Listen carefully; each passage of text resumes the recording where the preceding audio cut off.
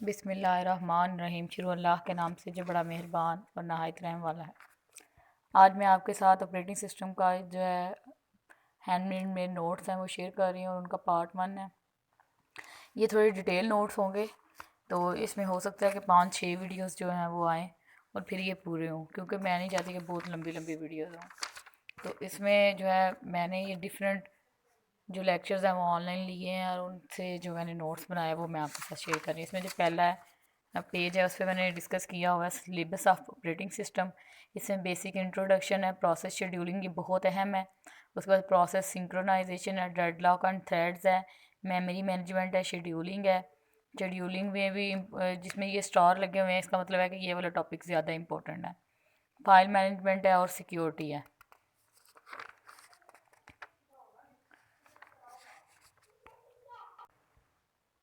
और इसमें आपके पास अब मैं इंट्रोडक्शन में क्या क्या है कि ऑपरेटिंग सिस्टम होता क्या है, work as an interface between user and hardware.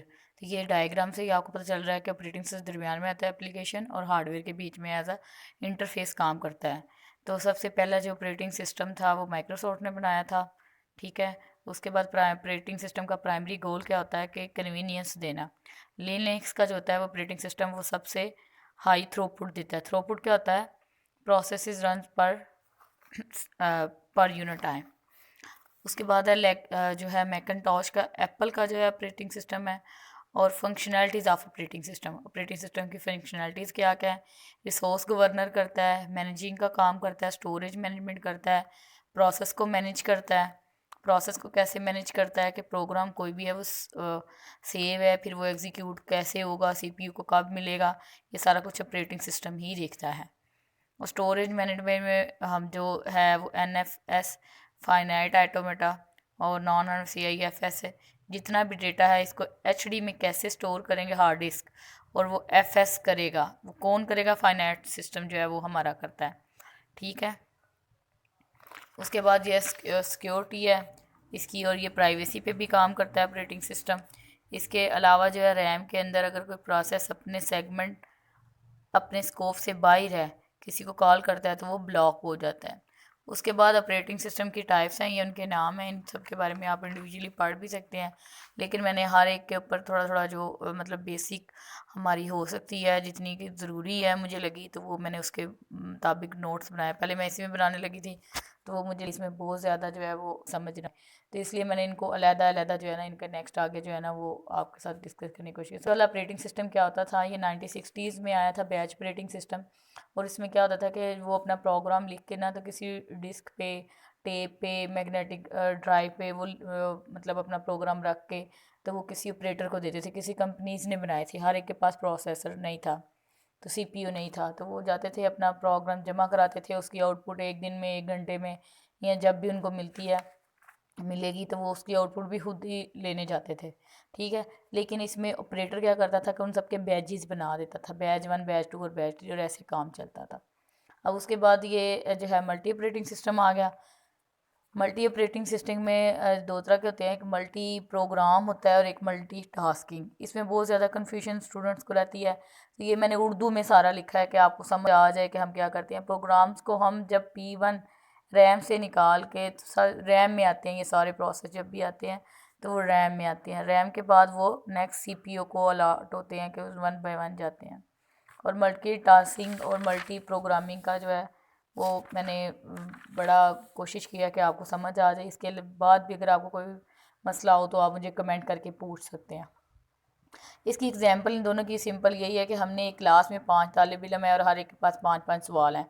आप जो हैं एज अ टीचर एक CPU हैं, तो आपने एक प्रोग्राम के पास अगर 5 लाइनें हैं, दूसरे के भी 5 हैं, आप हर एक को इंडिविजुअली मल्टीटास्किंग जो है वो रिस्पॉन्स टाइम पे फोकस करता है, हैंडल करेंगे। और जो हमारा पहले वाला जो मल्टी प्रोग्राम है उसमें क्या होगा कि आप एक स्टूडेंट के आइडलनेस पे फोकस करते हैं। आइडलनेस पे कैसे फोकस करता है कि कभी भी मतलब जो CPU है वो फ्री नहीं रहेगा, सबको आपने तो उसमें भी नहीं रहेगा। मल्टीटास्किंग के साथ क्या होगा कि आपने सेट कर दिया टाइम के हर एक टाइम जो है वो बढ़ जाता है, तो इसमें जो है हमारे जो है रिस्पॉन्स टाइम जब बढ़ता है बारी आएगी, और जब दो सबके हो जाएंगे फिर नेक्स्ट टू चलेंगे और ऐसे टाइम में हम चलता रहेगा। ये नहीं है कि लास्ट वाले की बारी आती है, डिफरेंस है वो ये है कि मल्टीटास्किंग जो है वो बेचारा थक जाए, नेक्स्ट जो है हमारे पास आ जाता है रियल टाइम ऑपरेटिंग सिस्टम।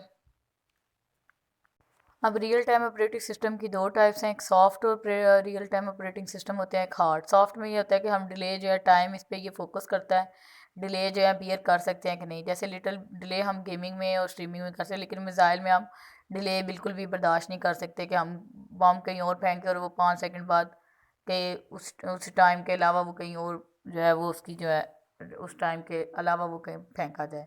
इसके बाद डिस्ट्रीब्यूटिव ऑपरेटिंग सिस्टम है, इसमें ऑपरेटिंग सिस्टम जो है वो नहीं डिस्ट्रीब्यूट हो रहा, डिस्ट्रीब्यूटिव और क्लस्टर दोनों में। ऑपरेटिंग सिस्टम नहीं, जो इन्वायरमेंट है वो डिस्ट्रीब्यूट हो रही है। इस पे हम क्या करते हैं, दे वर्क लाइक आ हाँ सर्वर। तो आपने उसको जो सारे हैं वो सर्वर, अगर एक ख़राब हो जाता है तो दूसरा उसकी जगह काम कर सकते हैं। इनके एडवांटेजेस क्या है, अवेलेबिलिटी होती है, फॉल्ट टॉलरेंस है, और कंप्यूटेशन जो है वो इंक्रीज़ हो जाती है। कि जारी बात है, जब एक से ज़्यादा सिस्टम काम करेंगे तो हमारे पास कंप्यूटेशन पावर जो है वो बढ़ जाएगी। उसके बाद जो है embedded operating system. Operating system fix जो है ना उस पे काम करते हैं। मतलब जैसे आपका एक घर में एसी है, माइक्रोवेव है, इसकी फंक्शनलिटी ये नहीं है कि आप इसे इन्हांस कर सकते हैं, इसे आप जो है वो इसकी फंक्शनलिटी बढ़ा नहीं सकते, कि जो है इसी पे आप काम करेंगे और ऐसे ही काम चलेगा। आपके इसके मदरबोर्ड में कभी भी चेंज नहीं कर सकते, जो मेन पॉइंट है। लेकिन नॉर्मल ऑपरेटिंग सिस्टम में हम जो है चेंजिंग फंक्शनलिटीज़ में कर सकते हैं। नेक्स्ट बहुत इंपॉर्टेंट ये स्लाइड्स अब आ गई हैं मेरे नोट्स, प्रोसेस स्टेट्स। अब ये इसमें आपको अगर समझ आए तो वेल एंड गुड, वरना मैंने हर स्टेट को बाद में छोटा छोटा करके तो उसको मज़ीद एक्सप्लेन किया है। तो सबसे बड़ी बात, जो जितनी भी ये स्टेट्स हैं ये सिर्फ समझने के लिए हैं। इसके अलावा kernel don't know about process state, it is just for understanding that how process do step from process start to process end. मतलब जब एक प्रोसेस शुरू होता है तो वो कहाँ कहाँ आता है और क्या क्या करता है, और वो फिर कैसे जाके एंड हो जाता है। अब सबसे पहले जो इसमें बात है वही लॉन्ग टर्म शेड्यूलर इन्वॉल्व होता है। लॉन्ग टर्म शेड्यूलर किस फेज पे करता है, लॉन्ग टर्म न्यू से रेडी में जब आपने प्रोसेस को भेजना होता है तो लॉन्ग टर्म शेड्यूलर जो है वो इसमें काम करेगा। और ये मल्टी प्रोग्रामिंग कंसेप्ट है। जब आपके प्रोग्राम लिख कर सेव कर दिया तो वो क्या है, न्यू स्टेट। अब ये स्टेट्स हैं, it is in secondary memory. ये होती क्या है, न्यू स्टेट में जब प्रोग्राम होगा तो वो कहाँ पे होगा ये भी पूछ सकते हैं। तो वो सेकेंडरी मेमोरी में होगा। रेडी में कहाँ पे होगा वो भी ये मैंने सारा लिखा हुआ है। उसके बाद रनिंग क्या होता है, we dispatch some process to running state CPU dispatch depending work. कैसे होता है डिपेंडेंट, मतलब आपके पास कितने सीपीयू हैं। अगर तो आपके पास यूनी प्रोसेसर है तो एक ही आएगा एक टाइम में, लेकिन अगर मल्टी है तो 2 3 4 या पैरेलल प्रोग्रामिंग के थ्रू भी हो सकता है। लेकिन हम यहाँ पे कॉन्सेप्ट जो लेकर चलते हैं नॉर्मली जो पूछे भी जाते हैं तो वो यूनी प्रोसेसर बेस ही पूछते हैं आपसे, ठीक है।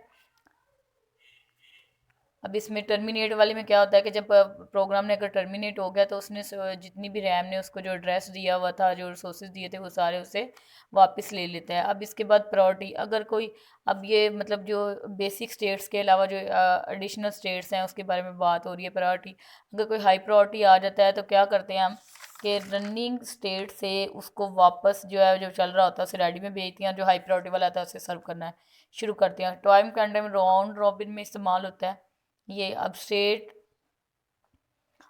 Short term scheduler, short term scheduler कहाँ पे यूज़ होगा कि जब हमने ये अभी आपको जो मैंने बताया राउंड रॉबिन में चल रहा है, तो रनिंग से जब वापस रेडी में जाएगा, रेडी से वो कैसे कब रनिंग में आएगा, ये शॉर्ट टर्म शेड्यूलर जो है ना वो ये हैंडल करता है।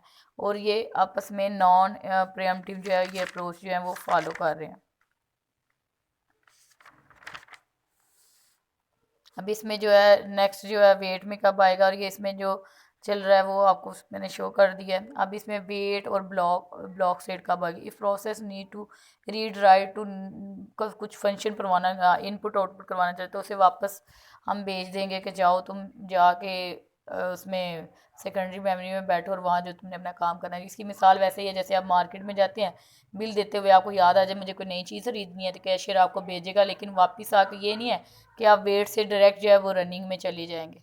आपने वेट से फिर रेडी में जाना है और रेडी से फिर आपने ऐसे आना है उसमें। और इस सारे के बीच में आपके जो है अगर वेट वाली स्टेट फुल होगी, वेट करते करते फ़र्ज़ करें वर्स्ट केस में सारे जो है प्रोसेस वो वेट में चले गए, वेट वाला फुल ये है तो रैम में ही है ना सारा कुछ हो रहा, तो क्या करते हैं हम रे से एक नेक्स्ट एक बना देते हैं सस्पेंडेड में, वो थोड़ी देर के लिए फिर सेकेंडरी मेमोरी में चला जाएगा।